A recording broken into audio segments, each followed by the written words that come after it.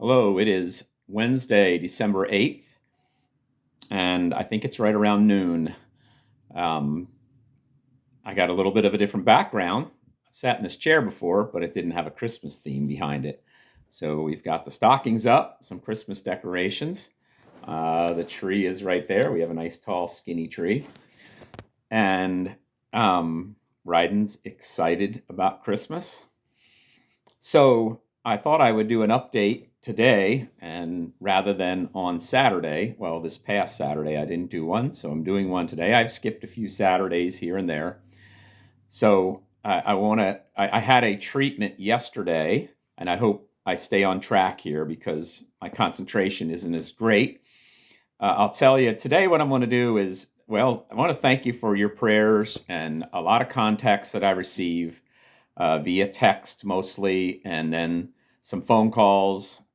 I just got a card in the mail yesterday, and I really thank you for the encouragement and let me know you're praying for me, and I really appreciate it. God is doing a work in my body and in my life through this cancer, and I'm going to talk about a reopened door, I guess, today. And then before I do that, I guess I'll tell you a funny story from last night. So I got home from my treatment, and they give you a really high dose of Benadryl at the beginning. And I've talked about this before, where it just, to me, I describe it like the throwing a lead blanket over top of my whole body.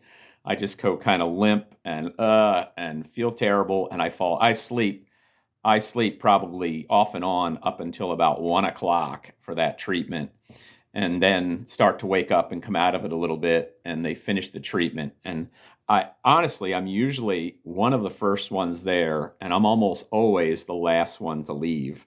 Now, sometimes people come in while I'm there, but they seem to leave before I do. So I guess it's the longest treatment. I don't know. It's a lot of bags of junk they're flushing into me. So I slept and then woke up, did some things, and then till it was done, Denise picked me up, and I got home. Probably we stopped at Meijer, pick up a few things, or she did. I waited in the car, and then got home, and I probably got home around 5, I guess, somewhere in around 5, and I was probably asleep by 5:30, knocked out cold, and I woke up, and I thought, well, this is strange, and this has been like this throughout this treatment. I have no sense of time when I wake up. I always look at the clock and I'm shocked.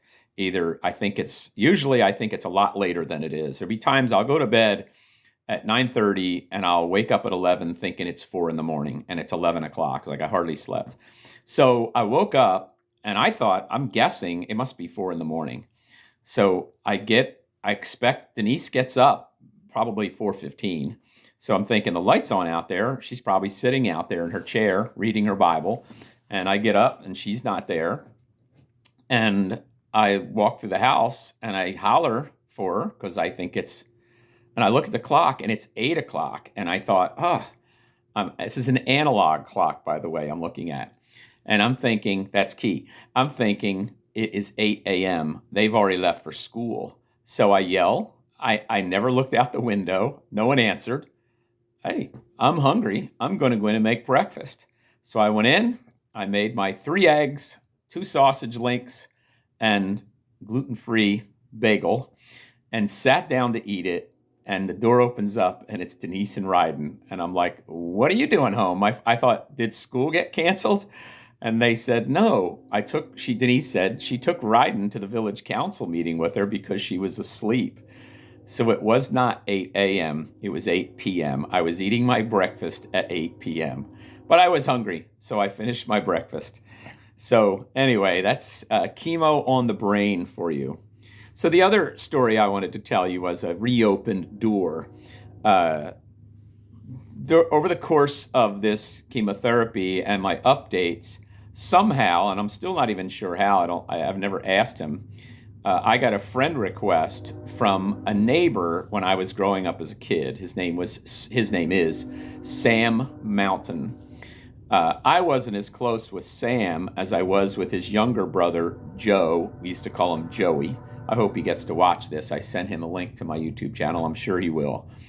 The mountains were our neighbors, and probably when we moved into the house, I was probably only 3 or 4. They were probably the first people to welcome us to the neighborhood. And they lived in a small apartment building next door that had, I think, 9 units in it. And they were good friends growing up because Joey was a year younger than me, so we played together all the time. Excuse me. Couldn't have asked really for a better place to grow up. It was my house faced a road, and then a very little traveled road, and then on the other side of the road was the Neshaminy Creek, which led out into the Delaware River. So Joey and I would play down by that creek.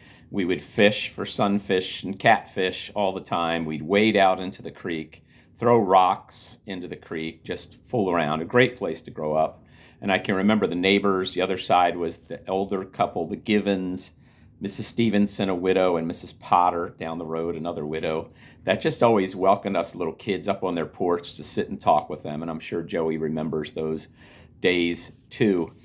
But I have not talked to Joey in 30 years. And he contacted me via his brother through Facebook.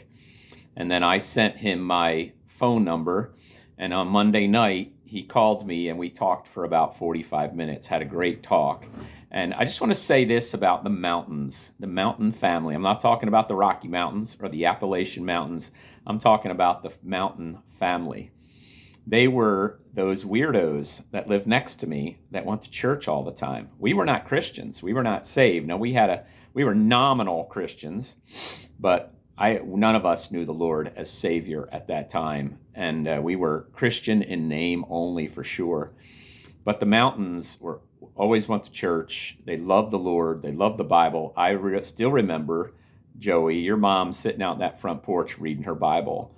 And I can still remember that. And I could remember some of the things that you guys were not allowed to do that the rest of us did. I can remember those high school days. And I remember your testimony. And I remember your family always taking me to Vacation Bible School. I went to a couple teen evangelistic meetings that your church had. I even went forward when I was 12 years old. I made probably what would have been a false profession of faith and didn't get saved till I was 19.